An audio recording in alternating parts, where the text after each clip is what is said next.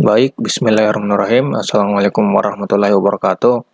Jadi pada kesempatan kali ini saya akan menjelaskan materi tentang metodologi manajemen proyek. Jadi metodologi manajemen proyek seringkali disebut sebagai istilah untuk tahapan manajemen proyek. Nah, metodologi manajemen proyek ini terbagi dalam 5 tahapan.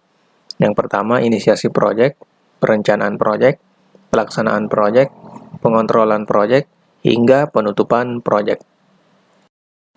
Jadi berikut merupakan gambaran keterkaitan antara tahap yang satu dengan tahap lainnya yang terjadi pada suatu proyek. Jadi dari gambaran tersebut kita bisa melihat metodologi manajemen proyek dimulai dengan inisiasi proses. Kemudian dilakukan planning, yang berdasarkan planning yang ada maka dilakukan eksekusi proses. Selanjutnya pelaksanaan controlling proses.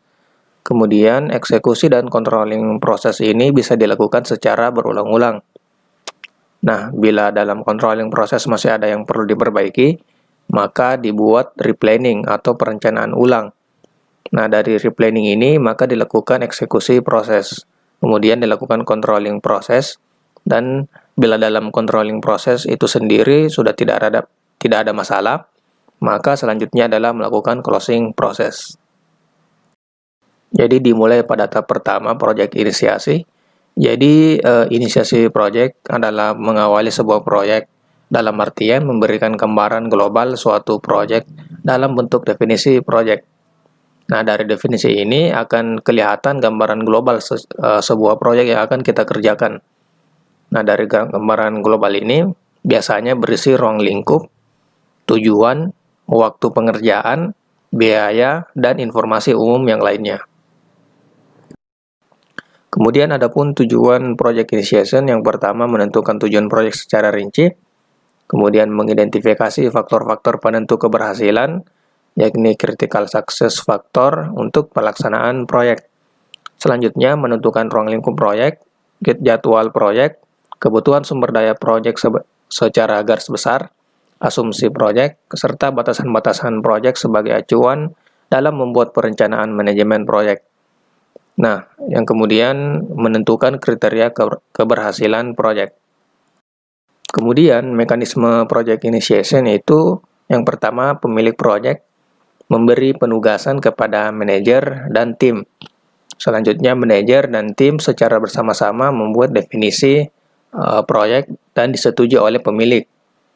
Kemudian definisi proyek yang telah dibuat selanjutnya akan dijadikan sebagai acuan atau landasan dalam pembuatan perencanaan manajemen proyek. Nah, adapun yang perlu kita catat dalam project initiation ini, yaitu pelaksana project initiation itu merupakan manajer proyek dan tim proyek. Kemudian, project team assignment merupakan input bagi project initiation. Dan project team assignment berupa dokumen resmi yang ditandatangani oleh pemilik proyek. Nah, project team assignment bisa dalam bentuk surat perintah kerja atau surat keterangan lainnya. Nah, jadi pada intinya surat keterangan tersebut memberi wewenang kepada manajer proyek dan tim proyek untuk melaksanakan suatu pekerjaan dalam bentuk surat resmi yang ditandatangani oleh pemilik proyek. Kemudian kita melangkah pada tahap project planning. Jadi project planning biasanya dalam bentuk dokumen perencanaan manajemen proyek. Nah, perencanaan manajemen proyek merupakan deskripsi detail dari definisi proyek yang telah kita buat.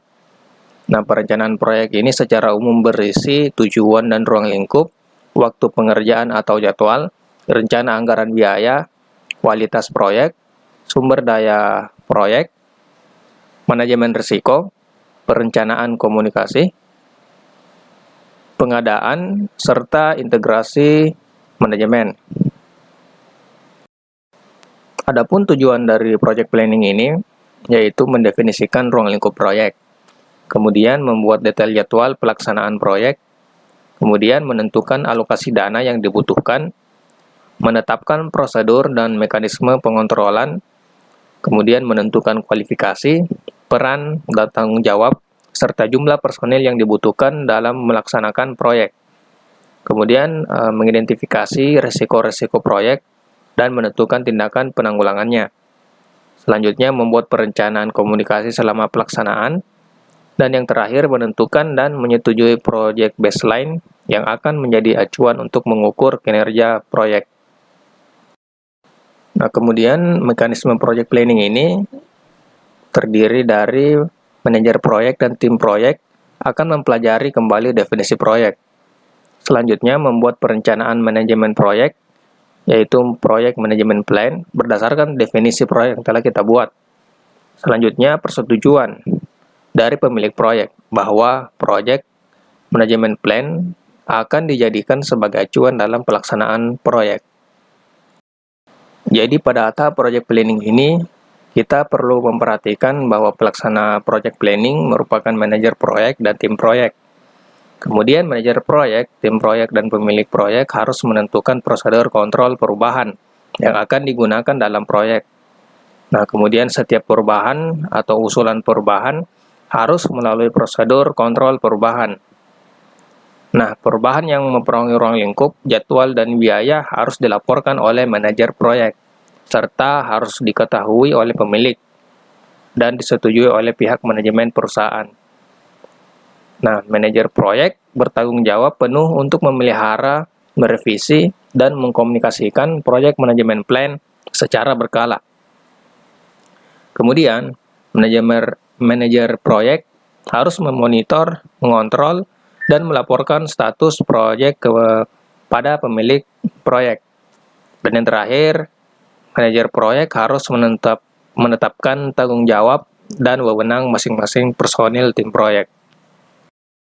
Kemudian kita melangkah ke tahap project execution. Jadi project execution merupakan pelaksanaan ataupun realisasi yang merupakan tindak lanjut dari apa yang telah dituangkan dalam project management plan. Nah, tujuan project execution sendiri yang pertama merealisasikan perencanaan proyek yang tertuang dalam perencanaan manajemen proyek. Selanjutnya, mengkoordinasikan kinerja tim proyek dan juga mengoptimalkannya, serta pemanfaatan sumber daya non-personil. Kemudian, merealisasikan perubahan perencanaan proyek yang telah disetujui. Kemudian, mekanisme project execution yang pertama, manajer proyek dan tim proyek membentuk kerjasama tim selama proyek berlangsung, atau sering disebut dengan pembentukan team building. Nah, kemudian manajer proyek dan tim proyek melaksanakan semua tugas yang sudah tertuang di dalam project management plan. Selanjutnya, membuat laporan pelaksanaan proyek, dan yang terakhir mendapatkan persetujuan atau approval untuk setiap fase pekerjaan atau deliverable proyek yang telah diselesaikan. Nah, pada tahap ini yang perlu kita catat, yaitu pelaksana proyek adalah manajer proyek dan tim proyek. Nah, semua tim proyek bertanggung jawab terhadap aktivitas team building. Tim proyek sendiri berkewajiban melaksanakan tugas sesuai dengan yang tertuang dalam project management plan. Dan setiap fase harus mendapat approval atau persetujuan dari pihak yang berwenang, yaitu manajer proyek dan pemilik proyek. Kemudian kita masuk ke tahap project controlling.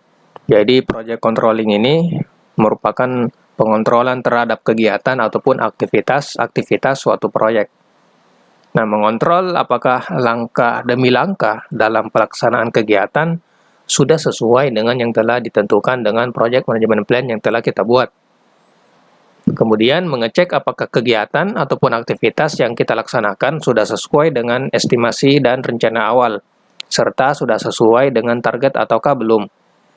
Bila belum, tindakan apa sajakah yang harus dilakukan agar tujuan proyek bisa terpenuhi. Adapun tujuan project controlling, yang pertama memastikan pencapaian tujuan proyek apakah sesuai dengan target yang telah ditentukan. Selanjutnya, mengontrol pelaksanaan proyek agar sesuai dengan estimasi dan rencana awal. Kemudian, dengan melakukan kontrol terhadap adanya masukan apakah project management plan perlu diupdate ataukah tidak. Kemudian mekanisme dari project controlling ini yaitu kontrol terhadap semua pelaksanaan project yang meliputi kontrol terhadap time, scope, dan quality, yaitu dengan cara memastikan pencapaian tujuan proyek apakah sesuai dengan target yang telah ditentukan. Kemudian mengontrol pelaksanaan proyek agar sesuai dengan estimasi dan rencana awal. Selanjutnya, yaitu kontrol terhadap biaya atau cost, yaitu dengan cara menentukan biaya yang telah dikeluarkan dari dimulainya suatu proyek sampai dengan saat ini, atau kita sering sebut actual expenditure. Nah, kemudian membandingkan actual expenditure dengan rencana anggaran. Selanjutnya menentukan biaya dan waktu dari saat ini sampai dengan selesainya suatu proyek, atau disebut dengan estimate to complete. Nah, selanjutnya menentukan biaya dan waktu penyelesaian proyek, disebut estimate at completion.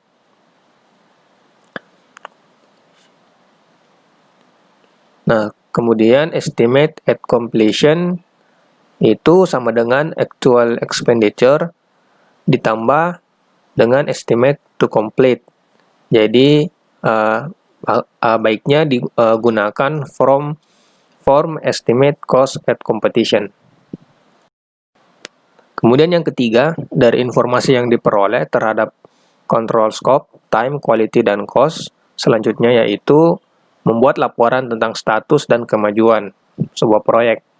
Kemudian gunakan form project progress report. Kemudian yang keempat, dari hasil pengontrolan diperlukan perubahan planning. Maka kita melakukan replanning, kemudian menggunakan project planning dan project management plan update. Adapun yang kita perlu perhatikan dalam project controlling ini, jadi pihak yang terlibat merupakan user, manajer proyek, tim proyek, dan pemilik proyek. Kemudian, pemilik proyek harus memastikan project controlling berjalan sebagaimana mestinya.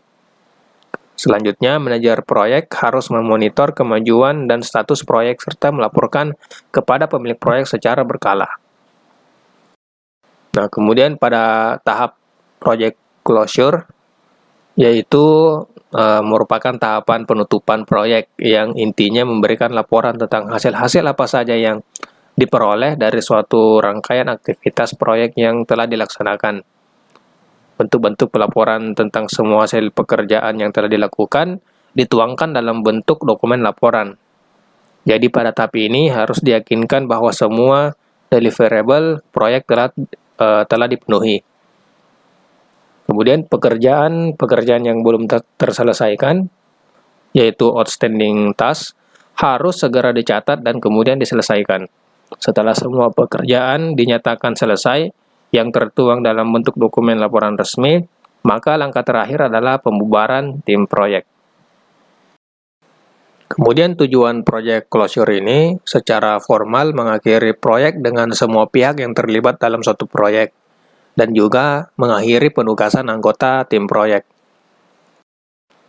Kemudian adapun mekanismenya, diantaranya yang pertama, manajer proyek melakukan serah terima hasil pekerjaan berupa laporan pelaksanaan pekerjaan, laporan penyelesaian pekerjaan, berita acara penyelesaian pekerjaan, berita acara serah terima pekerjaan.